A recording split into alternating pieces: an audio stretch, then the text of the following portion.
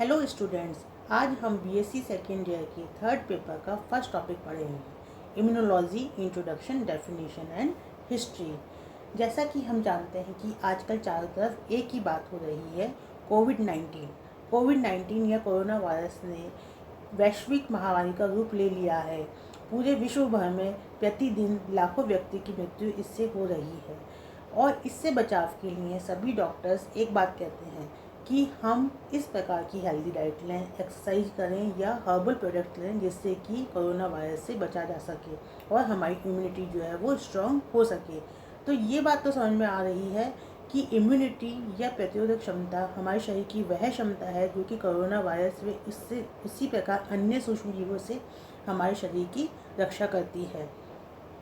जब मनुष्य जन्म लेता है तो जन्म के साथ ही उसके चारों तरफ वातावरण में विभिन्न प्रकार के सूक्ष्म जीव जैसे कि बैक्टीरिया, वायरस, माइकोप्लाज्मा, पैरासाइट्स, अन्य टॉक्सिक पदार्थ पाए जाते हैं जो कि उसके शरीर में विभिन्न भागों से एंटर करते हैं।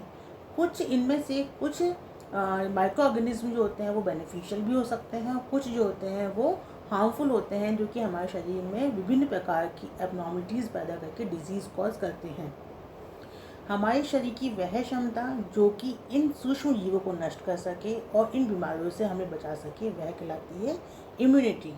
इम्यूनिटी बेसिकली एक लैटिन वर्ड इम्यूनिस से डिराइव हुआ है जिसका मतलब होता है फ्री ऑफ बर्डन, इन बीमारियों से हमारे शरीर को आज़ाद करना। इम्यूनिटी की डेफिनेशन की बात करें हम तो it is the ability of body to protect the body against microorganism, there toxic metabolites and other foreign particles which can be harmful to the body and cause disease. मतलब कि हमारे शरीर के अंदर सूक्ष्म जीव, उनसे उत्पन्न विषैले पदार्थ या दूसरे बाह्य तत्व जो कि हमारे शरीर के लिए हानिकारक हो सकते हैं और हमारे शरीर में विभिन्न प्रकार के रोग उत्पन्न कर सकते हैं, उनसे प्रोटेक्ट करने की क्षमता जो होती है वो इम्यूनिटी कहलाती है। बॉडी के अंदर विभिन्न प्रकार के सेल्स, टिश्यूज़ एंड ऑर्गन्स का जो बॉडी सिस्टम पाया जाता है जो कि इन माइक्रो ऑर्गेनिज्म को डिस्ट्रॉय कर सके, एलिमिनेट कर सके और हमें बॉडी में इम्यूनिटी प्रदान कर सके, उस सिस्टम को हम कहते हैं इम्यून सिस्टम। और इस इम्यूनिटी एंड इम्यून सिस्टम की स्टडी करना कहलाता है इम्यूनोलॉजी। इम्यूनोलॉजी क्या है? Immune system of our body provide certain defence mechanism which establish a state of immunity against infection, and these mechanisms are termed as immune responses. And the study of these different mechanisms or immune responses, including immune system, immunity and their mechanism, called as immunology. It provides the basis of a subject called immunology. What is an infection? Infection क्या है?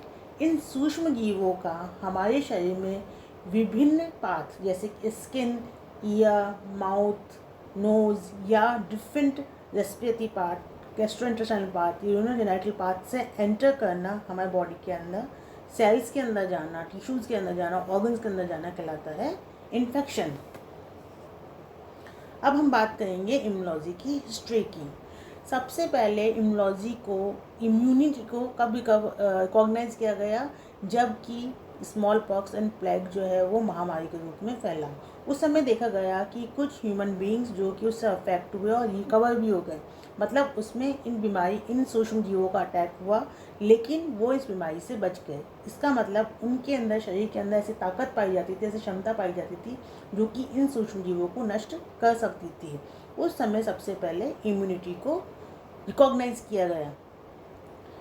1798 के अंदर Edward Jenner ने सबसे पहले small pox का cowpox vaccination का procedure develop किया। एडवर्ड जेनर को फादर ऑफ इम्यूनोलॉजी भी कहा जाता है। 1783 के अंदर फ्रांसिस होम्स ने मीजल्स के अगेंस्ट वैक्सीनेशन डेवलप किया।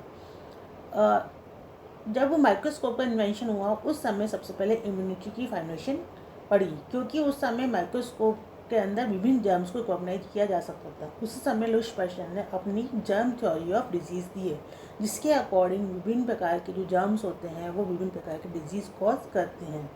उन्होंने देखा कि चिकन के अंदर कॉलेरा या हैजा फैलाने वाले कॉलेरा बैसिलस की अगर पुरानी कल्चर को चिकन के अंदर एंटर करवाया जाए तो वो चिकन के अंदर हैजा या कॉलेरा कॉज नहीं करते, लेकिन क्योंकि उसके अंदर उनमें जो विजुलेंस होती है वो रिड्यूस हो चुकी होती है उन पैथोजेंस के अंदर।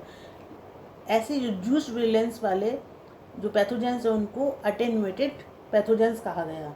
लेकिन उनमें ये क्षमता पाई जाती थी कि वो उनमें इस प्रकार की इम्यून सेल्स को उत्पन्न कर सकें जो फर्दर अगर इन एक्टिव बेसिलस कोलेरा जो कि बैक्टीरिया जो थे उनको अगर एंटर करवाया जाए तो उस बीमारी से बचा जा सके। इस प्रकार अटेन्यूएटेड सूक्ष्म जीवों को एंटर करवाने की एक इम्यूनाइजेशन मेथड का उन्होंने डेवलप किया जिसको वैक्सीनेशन कहा गया।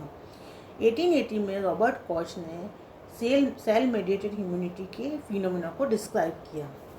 वॉन बेहरिंग और कितेसैतो ने शरीर के अंदर ह्यूमन बींग्स के अंदर जो जिनको कि टिटेनस या डिप्थीरिया का इन्फेक्शन था उसके अंदर उन्होंने एक विशेष प्रकार के प्रोटीन्स ग्लोबुलिन प्रोटीन्स की खोज की जिनको एंटीबैक्टीरियल सब्सटेंसेस कहा गया, जिनमें उन टिटेनस या डिप्थीरिया के बैक्टीरिया को मारने की क्षमता पाई जाती थी। मेटनिकॉफ रशियन बायोलॉजिस्ट ने बैक्टीरिया को मारने की एक फैगोसाइटिक सेल्स जो होती हैं उनके रोल को एक्सप्लेन करा, और अल्मरोथ राइट ने इनको ऑप्सोनिन्स कहा।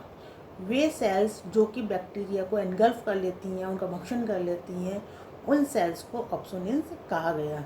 इस प्रकार इसके बाद इस क्षेत्र में विभिन्न वैज्ञानिक ने अपना शोध किया और विभिन्न काम किए, और ये जो शाखा थी वो केवल इम्यूनोलॉजी तक सीमित ना रह के इसकी बहुत सारी ब्रांचेस बन गई, जैसे कि immunochemistry, tumour immunology, transplantation immunology, fetal maternal immunology, ageing immunology etcetera. तो आज के चैप्टर में हमने बेसिक कंसेप्ट्स ऑफ इम्यूनोलॉजी पढ़ा। अब नेक्स्ट चैप्टर में हम टाइप्स ऑफ इम्यूनिटी पढ़ेंगे। Thank you.